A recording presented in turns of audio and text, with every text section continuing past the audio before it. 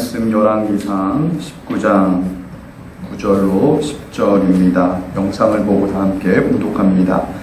엘리야가 그곳 굴에 들어가 거기서 머물더니 여호와의 말씀이 그에게 임하여 이르시되 엘리야야 내가 어찌하여 여기 있느냐. 그가 대답하되 내가 만군의 하나님 여호와께 열심히 유별하오니 이는 이스라엘 자손이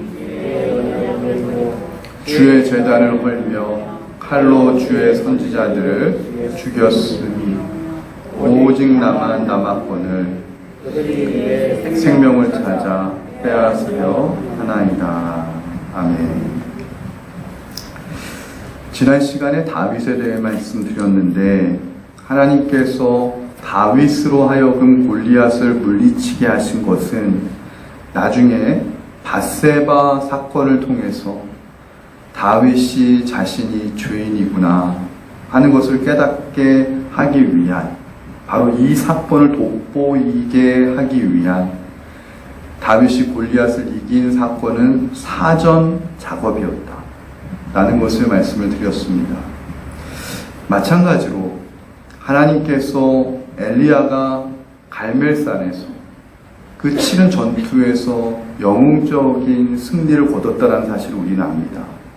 그런데 우리가 깨달아야 될 것은 무엇이냐면 성경에 여러 가지 사건들이 나올 때 그 성경의 인물이 승리하고 영웅적으로 그려진 사건도 굉장히 중요한 의미가 있지만 그것보다 더 중요한 의미는 그 영웅적인 전투를 승리로 이끌어낸 성서의 인물의 장점, 위대함이 아니라 그들이 바로 하나님 앞에서 자신의 죄를 고백하고 자신이 죄인임을 인정하고 깨닫고 하나님의 은혜를 받고 사모하는 바로 그 사건이 더 중요하다는 것이고, 바로 그 사건을 더욱더 돋보이게 하기 위해서 성경의 인물을 영웅적이거나 드라마틱한 승리의 주인공으로 그렇게 그려내는 그것이 바로 사전 작업이다. 사전 효과다. 이런 관점을 우리가 가질 수 있게 된다는 겁니다. 열왕기상 19장에서 엘리야는 한마디로 초죽음이 된 상태였습니다. 너무나도 무기력하고 너무나도 낙심한 그런 엘리야였습니다.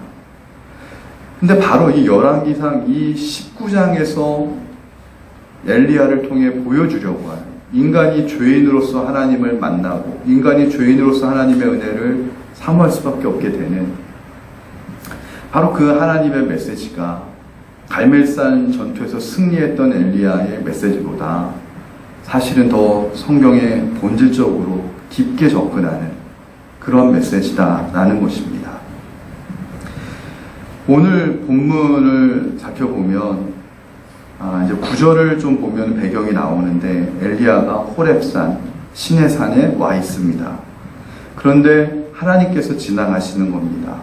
그것도 처음에는 크고 강한 바람으로 지나갑니다.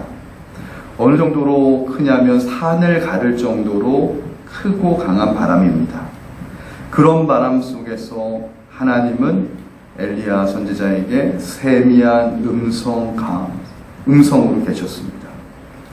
그럼 우리가 한 가지 질문이 듭니다. 왜 하나님께서는 엘리야 선지자에게 크고 강한 바람으로 나타나시지 않을까? 큰 지진으로 불을 동반하면서 위엄과 권위와 능력으로 엘리야 선지자에게 나타나지 않을까? 왜 세미한 음성으로 하필이면 엘리야 선지자에게 나타나실까? 이러한 궁금증을 갖는다면 여러분들이 성서를 보는 눈이 이제 열린다는 것이죠. 성서의 메시지에 한 발짝 더 깊게 들어간다는 것이죠. 그 이유는 세미한 음성 자체가 하나님의 메시지를 대변하는 형태이기 때문에 그렇습니다. 이는 앞의 사건과 연결해야만 이해가 되는데 지금 성경을 다 읽을 수 없으니 제가 성경의 내용을 간추려서 말씀드리면 이런 겁니다. 하나님께서 엘리야야 너는 내가 무엇과 같기를 원하느냐 이렇게 만약에 하나님이 질문하신다면 엘리야는 하나님 산을 가르고 바위를 부숴 주셨으면 좋겠습니다. 모든 것을 막 태우는 불이었으면 좋겠습니다. 근데 하나님은 아니다. 나는 지금 세미한 음성 속에 거하는 이로다. 이런 이야기라는 겁니다. 갈멜산 전투에서 승리했던 엘리야가 열왕기상 19장에 와서 지금 엘리야가 어떤 상태입니까? 하나님, 나 이제 못하겠습니다. 하나님이 오리발을 내미실 것이라면 갈멜산에서 왜 나타나셨습니까? 어차피 저를 보호해 주시지도 않고 그 악독한 이세벨 쳐서 부수는데 힘을 주시지도 않을 거면서 갈멜산에서는 왜 제게 불을 보내주셨습니까? 왜 비는 오게 하셨고 왜 나는 미친놈같이 뛰어가게 하셨고 어차피 지금 이세벨에게 죽임당하는 상황인데 이럴 거라면 왜 그 전에 나에게 그렇게 하나님 나타나셨고 역사하셨냐 이런 말입니다. 지금 엘리야 선지자가 낙심하게 된 이유가 있는데 그 뿌리가 무엇일까요? 엘리야 선지자가 우리가 굉장히 믿음이 좋은 사람이라 생각했는데 믿음이 좋습니다 사실. 근데 이렇게 믿음이 좋은 엘리야 선지자도 하나님에 대해 실망하게 되니까 낙심하게 되는 거예요. 하나님에 대한 기대가 어긋나니까 낙심하게 되는 거예요. 그럼 엘리야 선지자는 어떤 하나님에 대한 기대가 있었을까? 성경적으로 살펴보면 그런 것이죠. 이세벨 그 왕비가 엘리야 선지자를 막 죽이겠다고 작심하고 위기 가운데 몰아넣을 때 엘리야 선지자는 하나님께 아마 이런 기대를 갖고 있었을 겁니다. 이때다. 하나님이 이제 더 강력하게 나타나실 때는 이때다. 드디어 하나님께서 그의 영광과 그의 능력과 그의 높으심으로 이세벨 그 악독한 왕비를 하나님이 심판하시고 모든 사람들 앞에 하나님이 내가 믿는 하나님이 모든 사람 앞에 영광 가운데 자신을 드러내시고 증명하실 것이다. 이런 기대 속에서 엘리야 선지자가 그 악한 아합 왕의 막 궁까지 들어갔던 거 아니겠습니까? 근데 지금 하나님이 엘리야 선지자 앞에 나타나서 이렇게 말씀하시는 겁니다. 너는 내가 아합을 부수고 이세벨을 박살냈으면 좋겠지. 그런데 그게 아니다. 라는 겁니다. 거기다가 더 영문을 모를 이야기를 하십니다. 나는 들을 귀가 있는 자에게만 말하고 있는 하나님이다. 오늘 말씀, 오늘 설교의 핵심이 바로 이겁니다. 나는 들을 귀 있는 자에게만 말하고 있는 하나님이다. 이 뜻을 여러분들이 오늘 캐치하고 해석해내면 오늘 설교는 끝입니다. 성도님들이 신앙생활을 할 때 우리가 종종 어려워할 때가 있습니다. 신앙에 혼동이 올 때가 있습니다. 그때가 언제냐면 바로 지금 엘리야 같은 상황이에요. 하나님이 살아계시면 지금이야 발로 당장 내 앞에 나타나야 되는데, 예를 들면 맥주감사주일인데 하나님 살아계시면 바로 어저께 나타나셔서 광주 지역에 코로나 싹 정리하셔야 되는데, 사업하는 분들 보면 오늘 내가 이 잔금을 메꾸지 못하면 부도가 나는 상황이라면 하나님이 진짜 살아계시다면 지금 이 순간 나타나셔서 보여주셔야 되는데, 엘리야 선지자도 똑같은 절체절명의 그 목숨에 경각에 달려있는 상황 속에서 진짜 하나님이라면 지금 나타나셔가지고 능력을 보이셔야 되는 거 아닌가. 근데 그때 하나님이 나타나시지 않으면, 내가 기대했던 것만큼 하나님이 능력의 모습으로 나타나지 않으면 엘리야 선지자는 오늘 낙심한 거고, 우리 성도들도 종종 신앙생활에 혼동이 오고 어려움이 오고, 이게 우리도 낙심하게 될 수 있다는 것이죠. 그러다 보니까요, 참 신기하죠.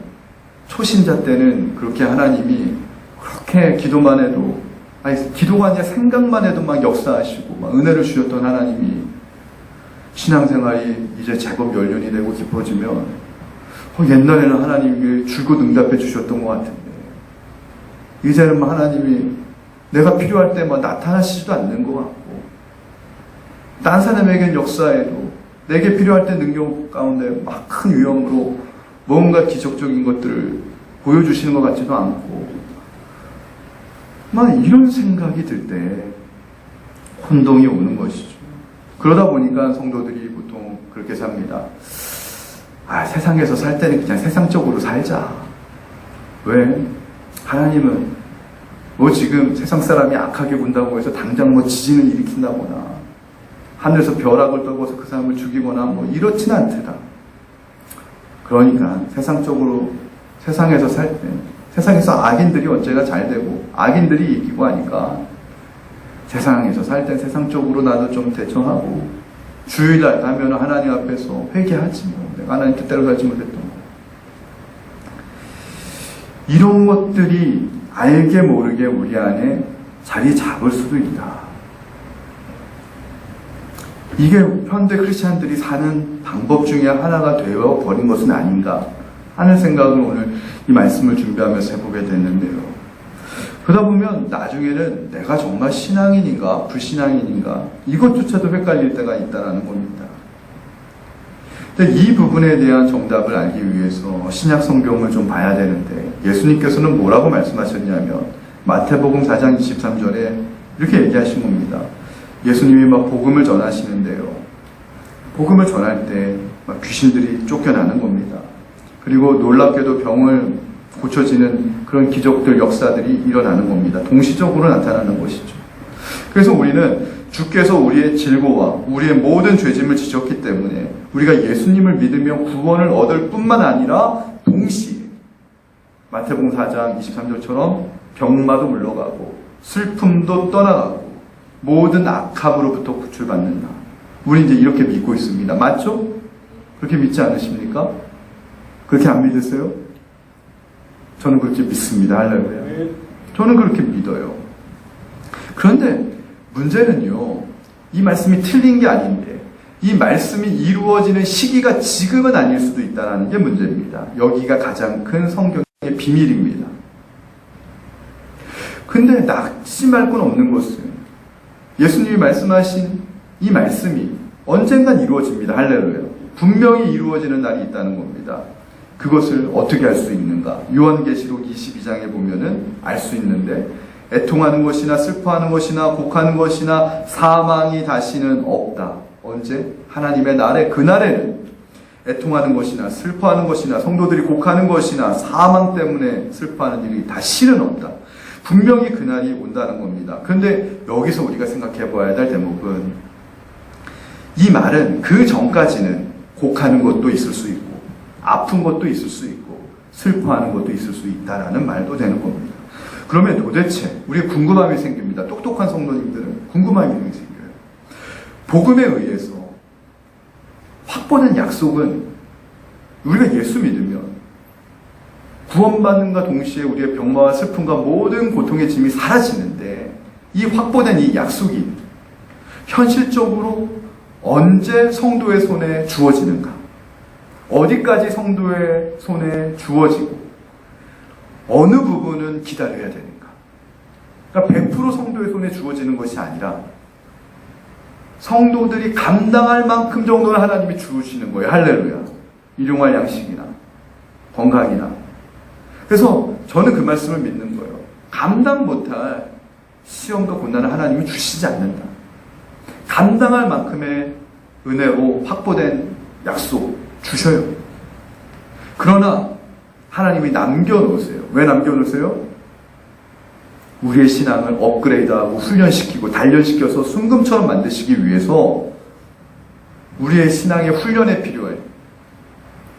그 부분 때문에 하나님이 100% 확보된 약속을 지금 당장 주시는 것이 아니라 조금씩 주시는 거예요.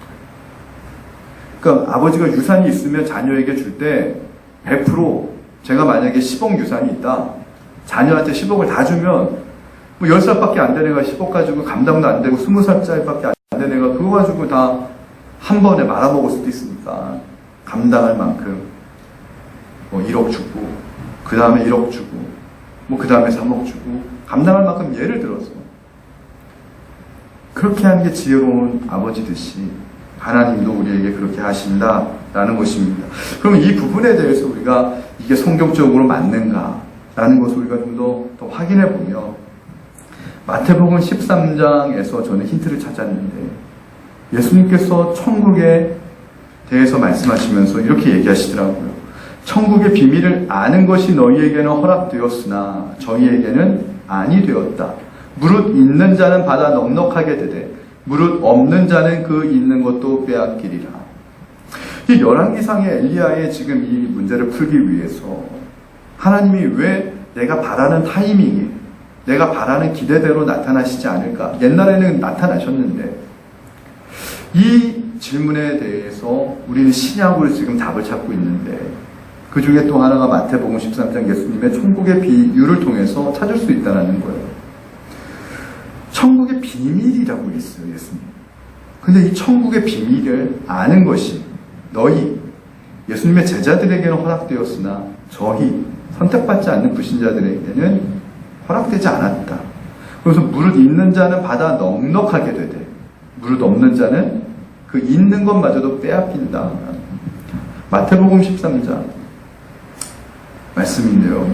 그럼 여기서 이 말씀을 해석하기 위해서 좀 알아야 될 단어가 있는데 바로 비밀이라는 단어입니다. 여러분, 이 말씀이 여러분은 어떻게 그동안 이해하셨습니까? 이 비밀이라고 하는 단어를 알면은 여러분들 이 말씀에 대해서 깜짝 놀라게 될 겁니다. 아, 이게 이런 뜻이었구나. 명확하게 정리가 될 겁니다. 천국의 이 비밀을 우리가 어떻게 해석할 것인가? 이 비밀이라고 하는 단어가. 우리는 흔히 비밀이라고 하면은 그렇게 우리는 알아요. 어떻게 알아요? 시크릿으로 알아요. 영어 단어에. 내가 비밀이 있는데 안 가르쳐줘. 그러니까 비밀은요, 가르쳐줘야 안다고 생각해요. 보여줘야 된다고 생각해요. 근데 누구도 말하지 않으면 비밀을 모른다라고 우리는 흔히 생각해요. 근데 이게 성경이 번역이 되다 보니까 그런데 이 천국의 비밀할 때 비밀이 원뜻을 찾아보면은 영어 시크릿보다는 영어 미스테리에 더 가깝습니다. 여러분, 미스테리와 시크릿의 차이를 여러분 아십니까? 시크릿은 감추어두고 안 보여주고 말 안 해주는 거예요. 말을 안 해주니까 몰라요. 근데 미스테리는요, 보여주고 말해줘도 가르쳐줘도 모르는 게 미스테리, 신비하다는 거예요. 이거 정말 신비한 일이야. 내가 눈 뜨고 봤는데도 이해가 안 될 때 우리는 신비하다 그러죠. 눈 뜨고 봤는데 그걸 시크릿이라고 하진 않잖아요. 어떤 초자연적인 현상이나 아니면은 우리의 일상적인 것을 벗어난 기적과 같은 일들이 막 벌어날 때 정말 미스테리하다. 어느 날 갑자기 공부 쉽게 얘기하면 60등 하던 애가 갑자기 1등 하면은 우리가 뭐라 그럽니까? 미스테리하다 그러지 그걸 시크릿이라고 얘기하진 않잖아요. 전교 꼴찌 했던 애가 그 다음 달에 1등 하면요, 야, 눈 뜨고 봤는데도 야, 이건 미스테리하다. 미스테리하다. 대한민국을 지금 미스테리한 나라라고 하잖아요. 여러분 그거 아세요? 2차 세계대전 후에 선진국이었던 나라가 있습니다. 아르헨티나입니다.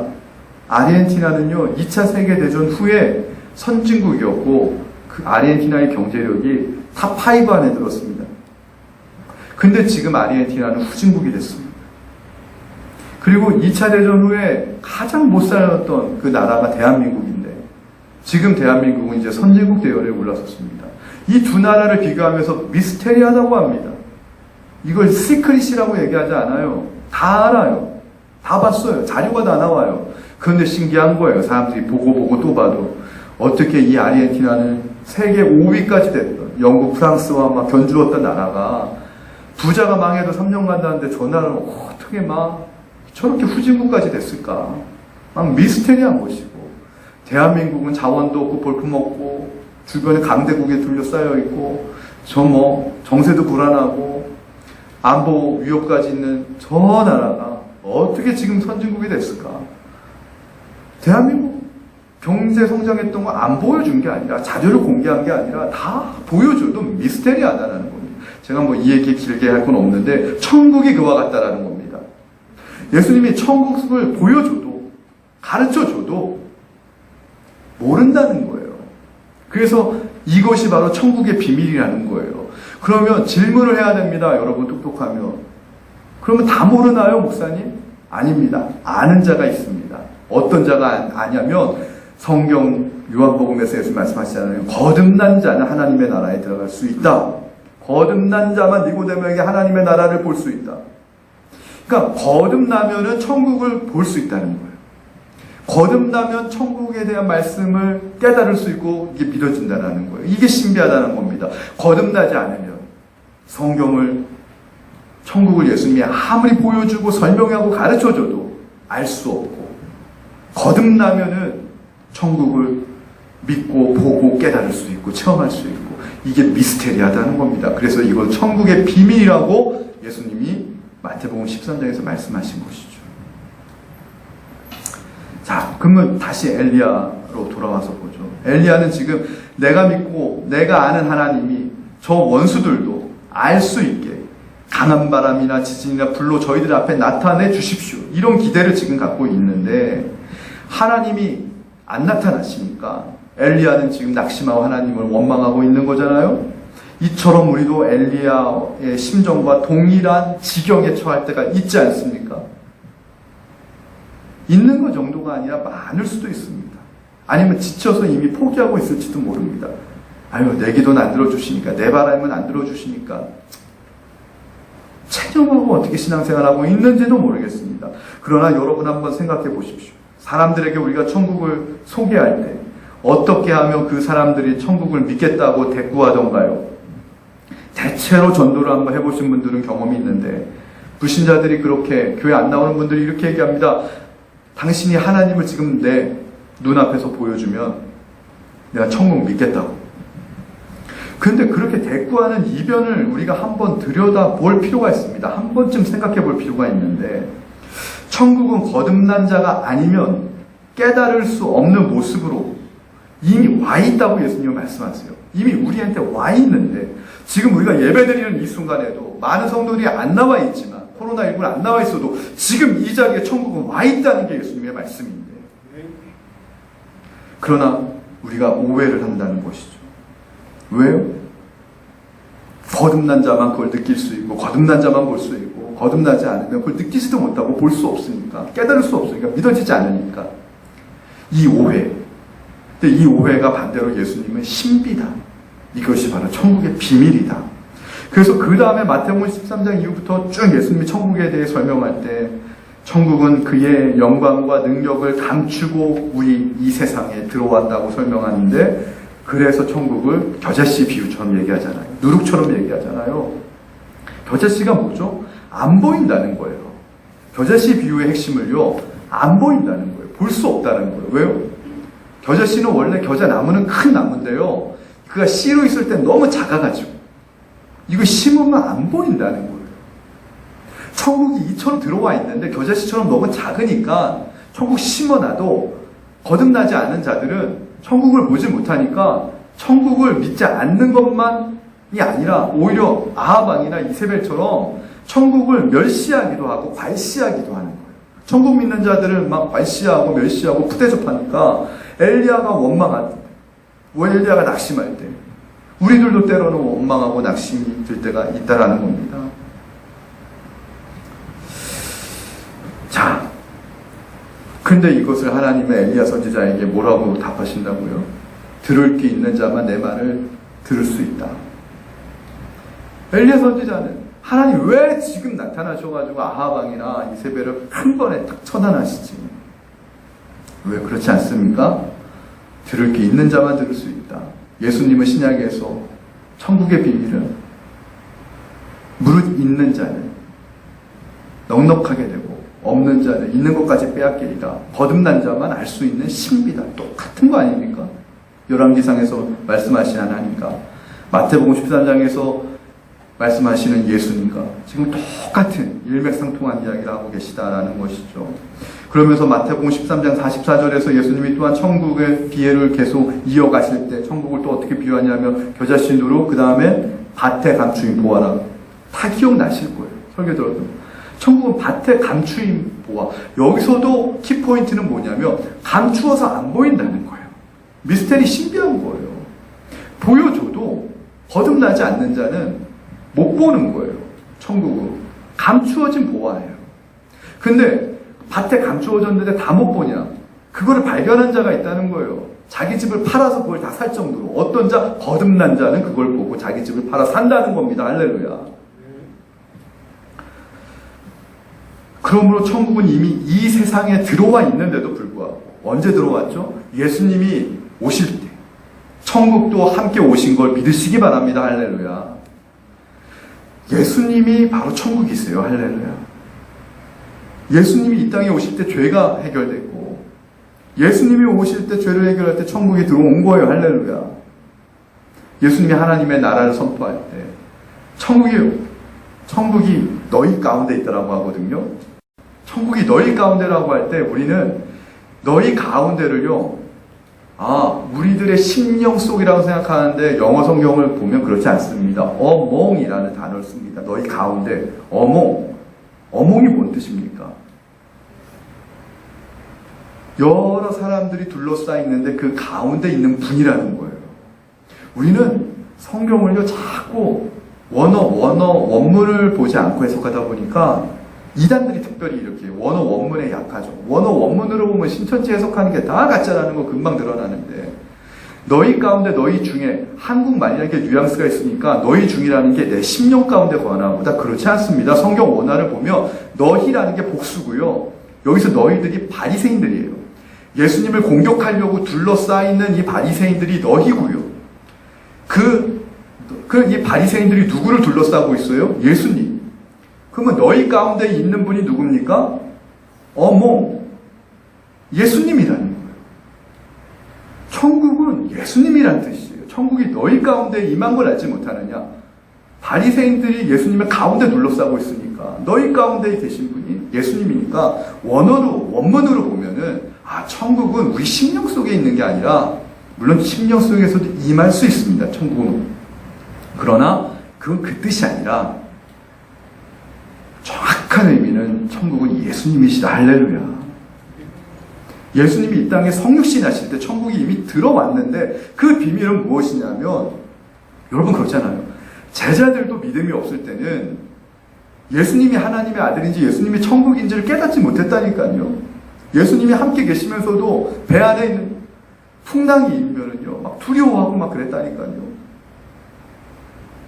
근데 성령을 받고 제자들이 거듭나고 눈이 뜨이니까 두려워하지 않는 거예요. 고난이 와도 두려워하지 않는 거예요. 이 눈이 뜨이면 코로나19가 와도 두려워하지 않는 거예요. 할렐루야. 저는 요즘 그래요. 이 코로나19에 대해서 조심은 해야 되고 우리가 자신할 건 없지만 두려워할 문제는 아니다. 신앙인이 두려워할 문제는 아니다. 어떻게 보면 저는 이 빛거울 교회가 제일 안전한 것 같은데요. 밖에 나가보면 식당이나 어디나 없는 것 같아도 카페나 사람들 다 있더라고요. 마트 가보면 엄청 나오더라고요. 근데요, 거기보다요, 빛거울 교회 우리 성도들이 가장 서로 다 알고, 우리 성도들의 삶의 동선을 보더라도, 제가 볼 땐 여기가 제일 안전할 것 같은데. 이거는 신앙을 떠나서 상식적으로만 봐도 여기가 제일 안전할 것 같은데, 제가 볼 때는.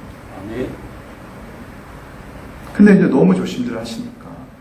그리고 혹시나 제가 볼 때는 내가 혹시 확진자를 접촉할 수도 있고 내가 또 남에게 피해가 될 수도 있으니까 아마 이런 마음에 저는 안 나오신 분들도 꽤 있을 거라 생각을 하지만 제가 얘기하는 건 그런 부분이 아니라 두려워할 건 없다라는 거예요. 조심을 할 필요는 있지만. 네. 그래서 우리가 하나님의 일하심과 천국의 임재를 생각할 때 유념해야 될 또 말씀이 또 하나가 있는데 그것이 바로 마태복음 11장 6절입니다.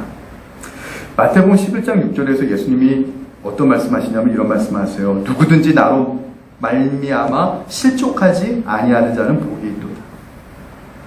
이 말은 뭐냐면 예수님이 바로 천국이라는 건 우리가 알잖아요, 이제.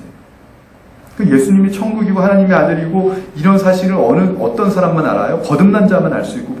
그래서 바리새인, 사두개인들, 서기관들 믿음 좋다고 하지만 거듭나지 않았기 때문에 예수님을 앞에 두고도 그분이 하나님의 아들인지 그분이 바로 천국의 실상인지를 알지 못했어요. 깨닫지 못했어요. 근데 예수님이 나로 말미암아 실족하지 않는 자가 복이 있다. 즉 천국으로 말미암아 실족하지 않는 자가 복이 있다. 천국은 이미 들어와 있는데 거듭나지 않아서 니네가 알지 못한다. 천국은 밭에 감추인 보화처럼 겨자씨처럼 누룩처럼 작지만 나중에 분명히 커지고 겨자씨가 작지만 커지고 할렐루야. 커지는 날이 언제입니까? 요한계시록 22장처럼 그 날이 오면 천국 하나님의 때가 오면은 다시 성도들의 눈에 눈물이나 사망이나 고통이나 슬픔이 없는 날. 분명히 그 날이죠. 천국이 완성되는 날이죠. 천국이 자라나서 하나님의 영광과 능력을 선포하는 날이죠. 반드시 그 날이 온다는 거예요.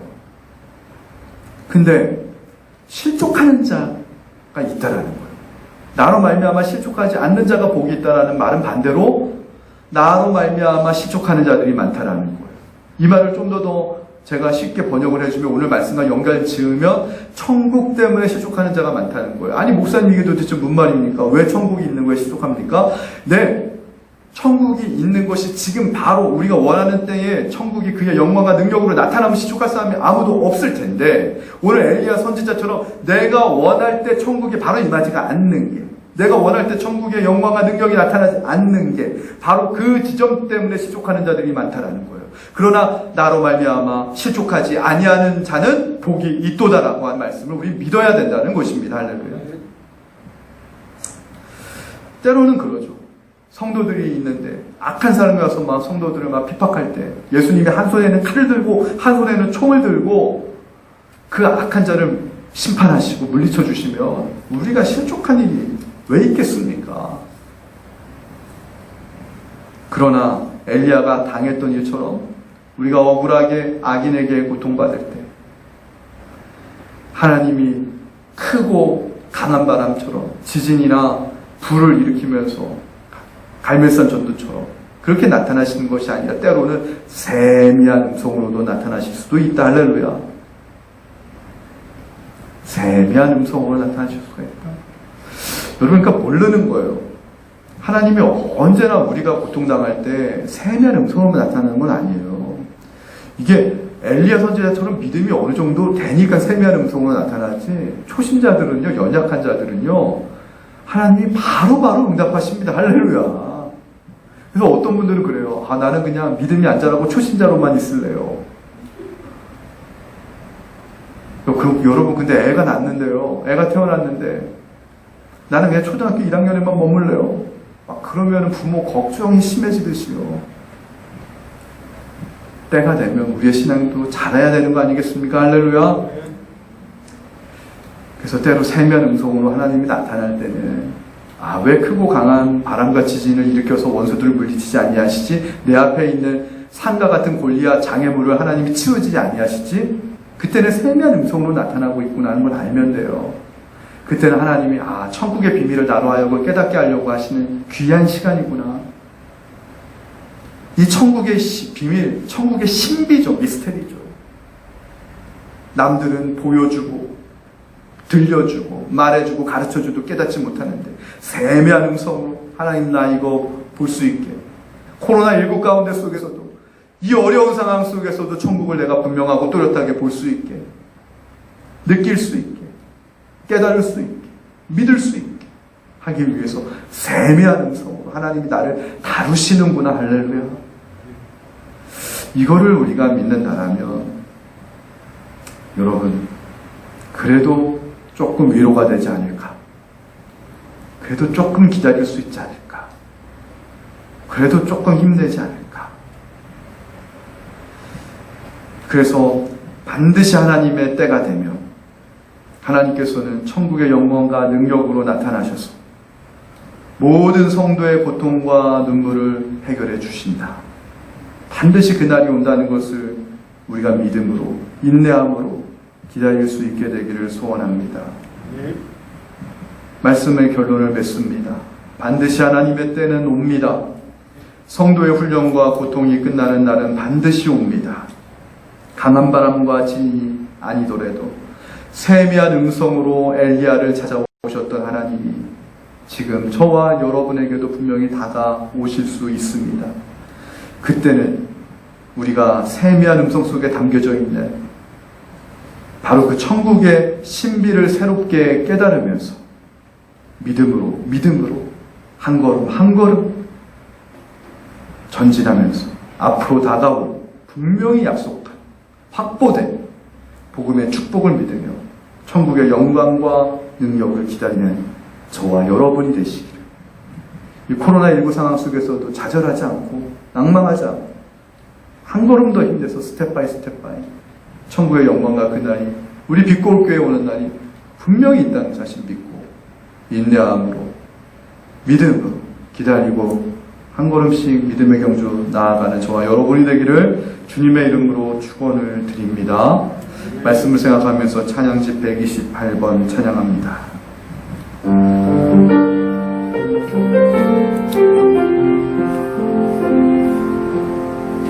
세상은 들리고 사람들은 변하여도 나는 주를 섬기리. 주님의 사랑은 영원히 변하지 않네. 나는 주를 신뢰해. 오직 믿음으로 내가 살리라. 오직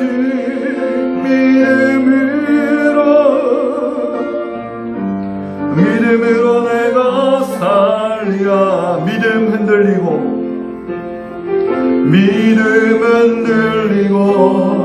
사람들 주를 떠나도 나는 주를 섬기리. 주님의 나라는 영원히 새하지 않네. 나는 주를 신뢰해. 오직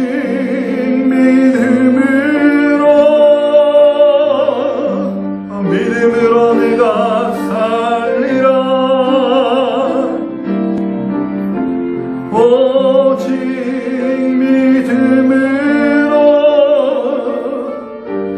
믿음으로 내가 살리라. 이 시간 우리 잠깐 기도하겠습니다. 이 시간 기도하실 때에 저는 참 그런 마음이 들었어요. 우리 할머니 원사님들 안 나오실 때에 그런 생각 들어요. 내가 이 나이 먹고 코로나 두려워하겠나. 그런데 아마 자녀들이 걱정하니까 자녀들 신경 안 쓰게 하려고 조심해서 안 나오셨던 분들도 많이 계실 것이고, 우리 성도님들의 마음은 어느 곳에 있든지 간에 흔들리지 않고 굳건하게 이어져 있다라고, 제가 목회한 지금 4년 차인데 빛고울 교회 그런 건 의심이 없습니다. 그런 믿음은 이제 제가 생겼고요.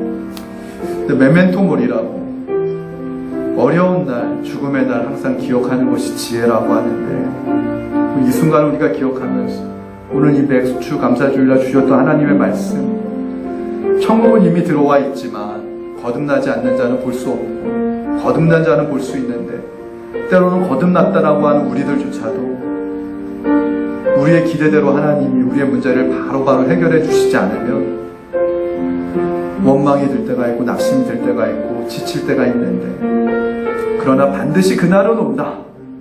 천국의 영광과 천국의 능력으로 우리의 눈물과 사망과 슬픔을 다 해결해 주시고 닦아주시는 그날이 온다.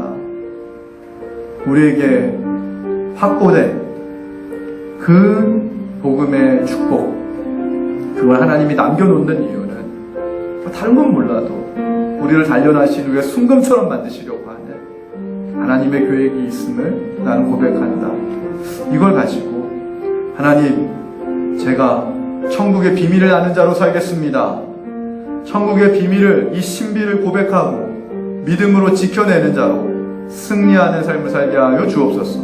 그럼 우리 모든 성도들이 되게 하여 주옵소서.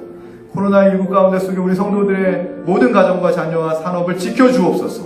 이 시간 우리 주님의 이름으로 한 1분 동안만 통성으로 또 기도하면 안 된다 하더라고요. 조용히 기도하겠습니다. 사랑과 은혜가 충만하신 하나님, 주의 은혜를 감사합니다. 아버지, 주님 역사하여 주시옵소서.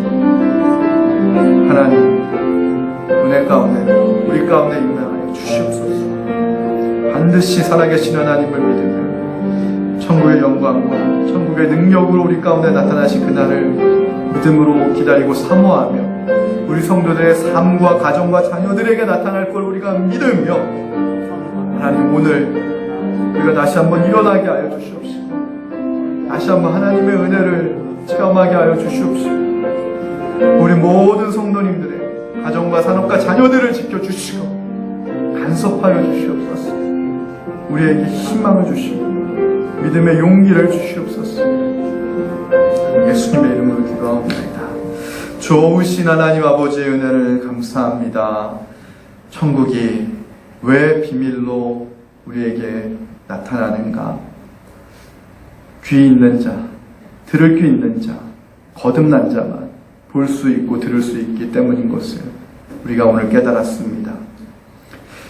천국의 영광과 능력이 불신자들에게 지금 나타나서 증명이 되지 않아 우리가 때로는 낭망하고 힘이 빠질 때가 있다 하지라도 거기에 모든 하나님의 섭리와 뜻이 담겨져 있음을 이제 깨닫게 하시고 천국의 그날이 반드시 올 때까지 우리를 더욱더 믿음의 용사로 순금과 같이 하나님 빚으시기 위해서 우리를 훈련하고 인도하시는구나.